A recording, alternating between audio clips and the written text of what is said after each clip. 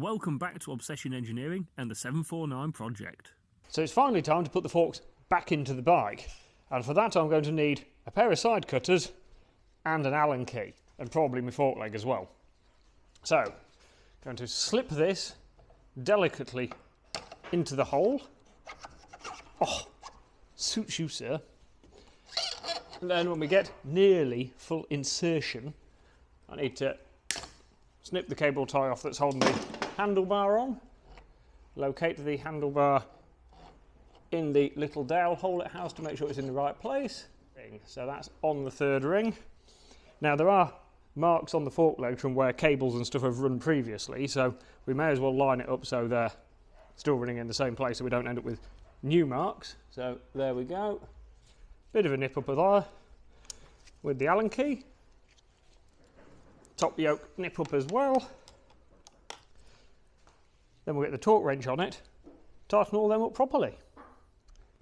Forks are fitted, which means the next thing to do is to put the front wheel back in, and this time it can actually stay in, and that's why I've already got the forks turned at an angle so I can get the spindle through. It's the little things in life that make me happy, and putting a front wheel in that's, you know, not actually going to come out again in 5 minutes is one of those things. The front half of the bike looks almost finished. See how nice it is. We've got new bits and painted bits and plated bits. It's lovely. I'm particularly liking the look of this. I'm partially ignoring that half of the bike for now still.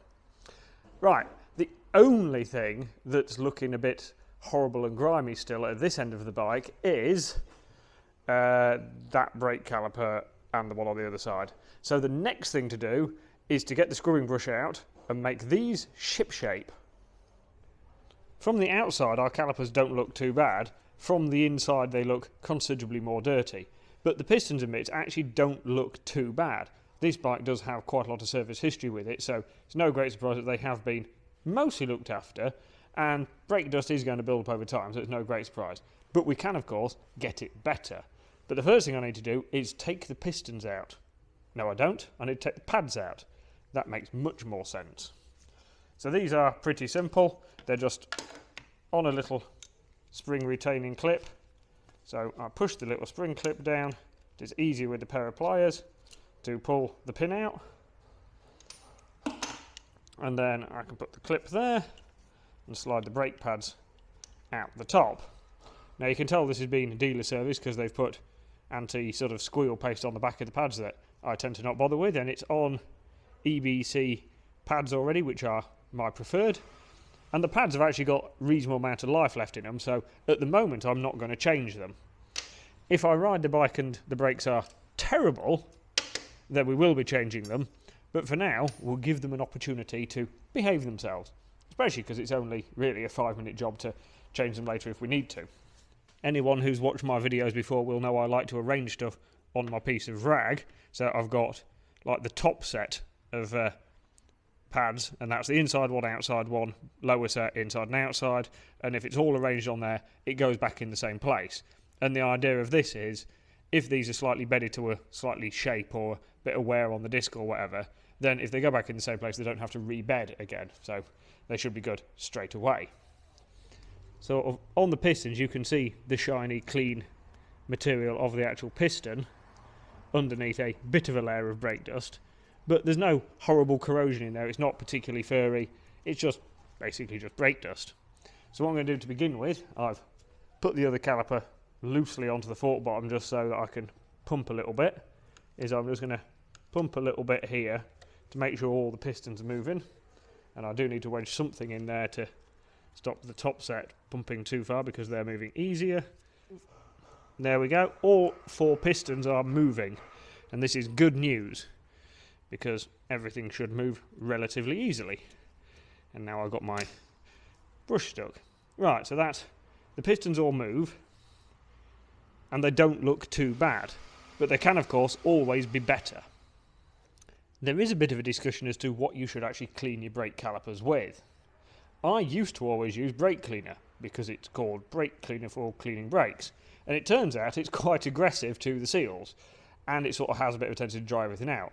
So then I started using GT85 because it's generally fairly kind to rubber things, And obviously, because it's a lubricant, you could clean it and then your piston's already lubed for sliding everything back together.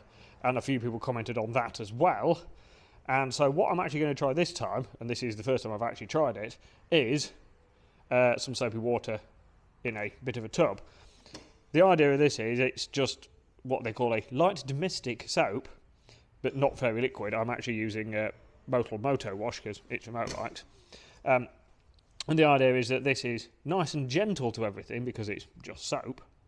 And it can get in everywhere and we can give everything a lovely clean with it. And hopefully everything will come up looking quite fresh. And then all the pistons and everything will slide quite nicely and the seals will remain in the condition they're meant to be in.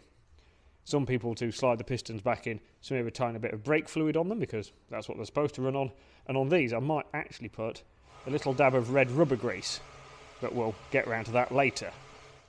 So I've just done a couple of minutes in there giving it a bit of a rub around, and it's already looking considerably better. The deposits on the pistons are definitely coming up cleaner. So this system seems to be working. I will admit I did dribble some fairly neat Moto Wash on there, but the quite dilute stuff is now sort of washing that off. So we shall keep going. And I have to be quite careful to get round absolutely everywhere around the pistons to make sure they're clean everywhere. But yeah, so far so good. So my pistons are looking lovely and clean. They have taken a good few minutes of scrubbing. I've had to make sure I get right underneath all the casting bits and everything with the brush to make sure they're clean everywhere, and I am confident they are. There is a little bit of staining still sort of up by the inside of the bolt holes and bits like that, but without getting crazy with some quite aggressive cleaners, I think that's going to have to live like that. I don't want to start using really aggressive stuff in there that's going to possibly affect the seals and bits. So without actually taking the calipers off and splitting them and going really, really crazy, I think that's, a practical cleaning session done on those. So what I'm just going to do is I'm just going to get a little bit of red rubber grease and I'm going to smear that on the pistons so that when they slide back in, they've got some lubrication, a little bit of a seal benefit for them. The advantage of red rubber grease is it is actually designed for brake calipers, so it is designed exactly for this, and it just helps keep the weather and bits out of the seals. On a race bike I'd use a bit of GT85 or some brake fluid, or maybe even just leave them dry, but on a road bike a little bit of red rubber grease will do wonders.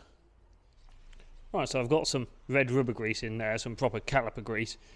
I've not put tons and tons on because when you push it in, it's going to push back on the seals anyway. So you just need a little bit on to, give the seals a little bit of protection. And now what I'm going to do is just one by one is push the pistons back into the caliper body. Now, you want to do this quite slowly because if you push them too fast, instead of pushing the fluid back into the master cylinder, it might just push one of the other pistons out. And obviously if it does that too quickly and pushes the piston all the way out, you're going to let a load of air in and cause yourself a load of work. So, nice and slowly, with your fingers, just give it a bit of a squeeze. You'll push the fluid back into the master cylinder, push the pistons down into the caliper body. And that's what we're looking for, and that will push the seals, the grease, nicely into the seal. And it will give us plenty of room for getting the pads and bits back in. Right, that's all the way in. Now I'm just going to get in there and just wipe any excess grease out of the way. Then we can start looking at pads. The next step is to give the brake pads a bit of a clean. So all I'm going to do is use a really stiff wire brush. You can even use a bit of quite coarse emery paper or something. And it's just going to break the glaze out of here and pick any imperfections, any dirt basically, out of the material. So you can see there, you're actually getting some of the sort of imperfections, some of the dirt out of in between the actual fibres of the material, and whereas there it looks very smooth and shiny. So I'm basically breaking the glaze off it and picking out a load of the dirt. Right, and then with that I am going to give it a blast of brake cleaner just to get any of the last little bits out of it. And that's one pad done, 3 more to go. So I've put the pads back in, made sure everything fitted correctly.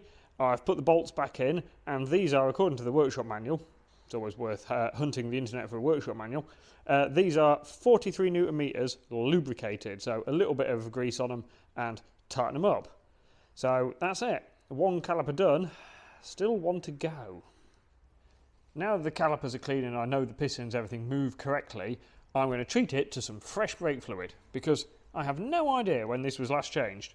I could probably read the service schedule, but you never know if anybody's actually done it or not. So, right, here we go. With the top of this off. Right, I have a bottle to bleed the brakes into, and this is not anything fancy. This is literally a bottle with a piece of pipe going to it. For a change, I'm actually using some pipe that's relatively clear so I can actually see the fluid. Not that I need to particularly. I'm not looking for air bubbles because the lever is already nice and stiff. I just want to get some fresh fluid through. So, end of there nice and firmly onto the bleed nipple. 8mm spanner down there. And now I'm just going to pump most of the old fluid out first. My heck, that's well tightened. There we go. My bottle fell over. Right, so with that open, I'm just going to pump most of the reservoir's worth of fluid out and lock that off. I'm going to be using Motul .4 brake fluid. It says .3 and 4 because if it's .4 it's .3 but better. So I'm going to be using that. It doesn't need race spec stuff in because it is a road bike. So here we go. Pour a load of that in. I'm going to fill the reservoir up and I'm going to pump a couple of full reservoirs worth through the caliper, and that way I'll know that all the fluid in the mass cylinder in that caliper is fresh. There's a lot of pumping involved today. Pumping fork tubes, pumping a brake. I've pumped the bench up a bit. Oh, I won't have any energy left to do any pumping at home. Right, that's that bit. We'll have another one of those, I think. And this is another bit of the sort of overly styled bits on this Ducati. They could have just had a normal looking reservoir, but they've got this funky triangular one that sits sort of snug over the master cylinder, and I think it's a really nice touch. It just adds a bit of style, and all this headlight bracket and everything, it's sort of almost, I don't know, it's neoclassical, would you call it that? It's almost the 20s look with all the lines in it, and I think it's funky. Funky is the term for this. This bike really, as a mate of mine pointed out the other day, who works in a Ducati dealers, this bike was 10 years ahead of its time. Styling wise, he might have been right, it might have even been a bit more than that. Following on from 748s and 916s was a tough act to follow. So they had to do something different. And at the time, yeah, everybody looked at these and went, oh, I don't really like that. But there's so much detailing on them, and they're such a funky shape, that it's kind of grown on me. Don't get me wrong, it is not a 748 916 shape bike, but there is a special place for it. Right, we'll do a few pumps where I pump the lever and lock the caliper off so it's got no chance of sucking any air back through, well, it won't pull it through the pipe, but back through the thread of the bleed nipple. So just making sure we lock it off just before, in effect, before the lever's all the way in, I'm locking off the bleed nipple so that the pressure is positive, so it's definitely pushing out, not pulling in. Right, that'll do for that one. Right, nicely firmly connected. Right, and then we'll very carefully remove the pipe from this one so we don't spill any fluid. Then we'll go and do the other caliper. The last little trick I like to do, just to get the last dregs of brake fluid out, is to roll up the end of a piece of rag and slot it actually down the hole in the bleed nipple. And that way it'll suck the fluid back out into the rag, and so you've not got a load of brake fluid just floating around. Now this isn't working terribly well because I'm trying to do it one-handed, which is a little awkward. So what I'm actually going to do is put the camera down and do it properly. Then I'll make sure there's absolutely no brake fluid anywhere around the bleed nipple, put the dust covers back on, and we're not far off. So I've had a wipe around the lid to make sure there's nothing that's going to seep out around the seal. So that's good. We've got enough fluid in it. It's all clean. The calipers are clean and done. We've got a lovely firmer brake lever, so that tickety-boo. So the front end isn't a million miles off. There is still a few little bits like putting the mudguard on and the air tubes, but it's getting relatively late in the day.